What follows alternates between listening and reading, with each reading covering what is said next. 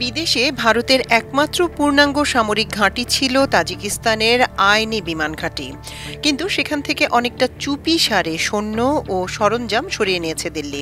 এ নিয়ে এক প্রতিবেদন প্রকাশ করেছে দ্য ইন্ডিয়ান এক্সপ্রেস। প্রতিবেদনে বলা হয়, প্রায় 2 দশক ধরে এই ঘাঁটি মধ্য এশিয়ায় ভারতের কৌশলগত উপস্থিতির একটি গুরুত্বপূর্ণ প্রতীক ছিল। তাজিকিস্তানের রাজধানী দুশানবে থেকে প্রায় 10 কিলোমিটার দূরে অবস্থিত আইনি বিমান ঘাঁটি মূলত সোভিয়েত আমলে নির্মিত হয়েছিল। সোভিয়েত ইউনিয়ন ভেঙে যাওয়ার পর এটি জরাজীর্ণ অবস্থায় ছিল। 2002 সালে তাজিক সরকারের সঙ্গে চুক্তি করে ভারত প্রায় $80 মিলিয়ন ব্যয়ে ঘাঁটিটি সংস্কার করে। ভারতীয় সীমান্ত সড়ক সংস্থার মাধ্যমে এর রানওয়ে 3200 মিটার পর্যন্ত সম্প্রসারণ করে যুদ্ধবিমান ও ভারী পরিবহন প্লেন চলাচলের উপযোগী করা হয়। ঘাঁটিটি আফগানিস্তানের ওয়াখান করিডোর থেকে মাত্র 20 কিলোমিটার দূরে, যা পাকিস্তান অধিকৃত কাশ্মীর ও চীনের শিনজিয়াং প্রদেশের সংযোগস্থল।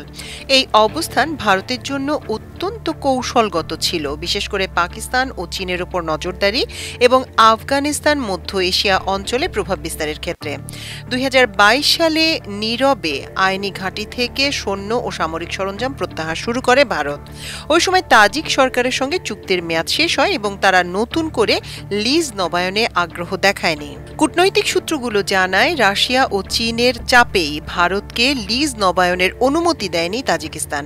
ভারতের পররাষ্ট্র মন্ত্রণালয় জানিয়েছে, চুক্তির মেয়াদ শেষ হওয়ায় ঘাঁটিটি 2022 সালে তাজিকিস্তান সরকারের কাছে আনুষ্ঠানিকভাবে হস্তান্তর করা হয়। আইনি ছিল ভারতের একমাত্র পূর্ণাঙ্গ বিদেশি ঘাঁটি, যা তাকে মধ্য এশিয়ায় সামরিক উপস্থিতি ও প্রভাবের সুযোগ দিয়েছিল।